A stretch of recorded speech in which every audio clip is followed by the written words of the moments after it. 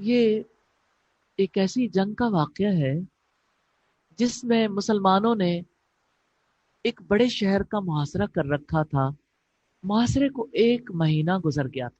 آپ جانتے ہیں جب فوج کسی شہر کا گھیراؤ کر لیتی ہے تو فوج کو پیچھے سے کھانا اور اسی طرح سے دیگر اسلحہ اور دیگر ضرورت کی چیزیں پہنچانا کتنا مشکل ہو جاتا، کیونکہ 24 آورس ڈیوٹی ہے. اندر والے حملہ کریں تو باہر والے ختم ہو سکتے ہیں، باہر والے کریں تو اندر والے ختم ہو سکتے ہیں. طویل محاصروں سے طبیعت گھبرانے لگ جاتی. صحابہ کرام نے یہ دیکھا کسی قیمت پر محاصرہ ٹوٹتا ہی نہیں. گھیرا خود ڈالا، طاقتور ہے، گھیرا ڈالا ہوا ہے، لیکن شہر فتح نہیں ہو رہا.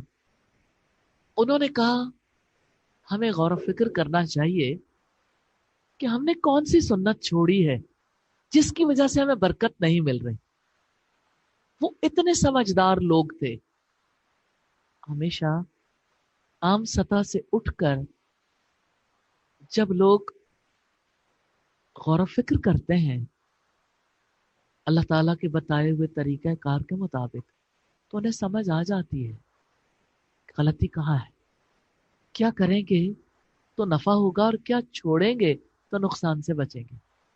سر جوڑ کے سوچا تو انہیں سمجھ آئی کہ اس 1 مہینے میں تو ہم نے مسواک ہی نہیں کیا، مسواک جیسی سنت چھوڑ دی. تو انہوں نے سمجھ آ گئی کہ ہم کہاں سے برکت کھو چکے ہیں. تو ان سب نے جب یہ سمجھ آ گئی ایک لمحہ نہیں لگایا، سب کے سب صحابی درختوں کی ٹہنیاں کاٹنے لگ گئے. اندر سے جاسوس آئے نقل و حرکت پر نظر رکھنے والے.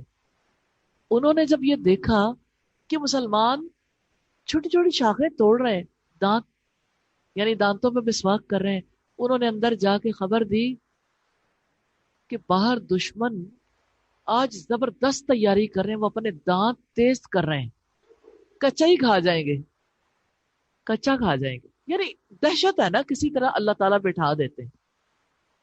اور یہ پہلا دن تھا جب مسلمانوں نے شہر کا محاصرہ کرنے کے بعد شہر کو فتح کر لیا. سنت پر عمل کی برکت ہے.